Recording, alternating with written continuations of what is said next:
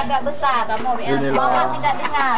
Oke, saya pasukan Inang Malay dari Cotgu mulai berkumpul untuk membuat rapat. Ci becut nah. Muncul gambar. Inilah mak hitam. Kalau bahasa Inggris disebut Black Mother. Beliau sedang membuat sebuah bentuk dari tali.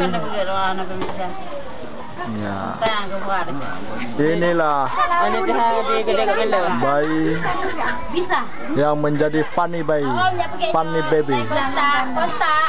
Kotak karton. Ya, inilah Bu Lina sedang menerangkan sesuatu yang mengenai sistem kerja. Itu yang diajarin gak bisa. Habis itu yang apa yang puja-puja sudah kemarin itu? Yang mana? Yang puja ayam. Oh ya yang begini. Begini. Iya, dengan tangan yang begini-gini menerangkan sesuatu.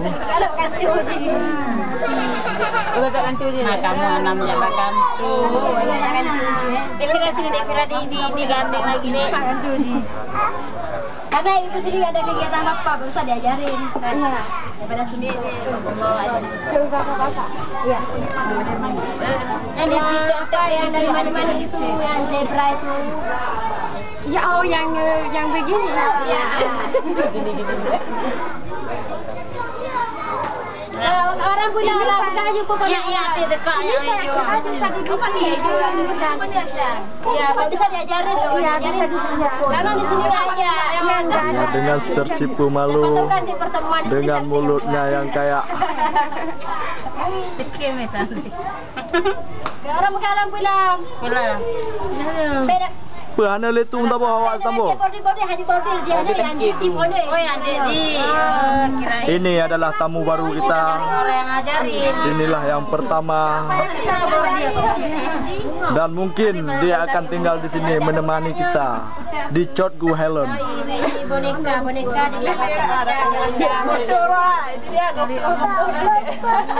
di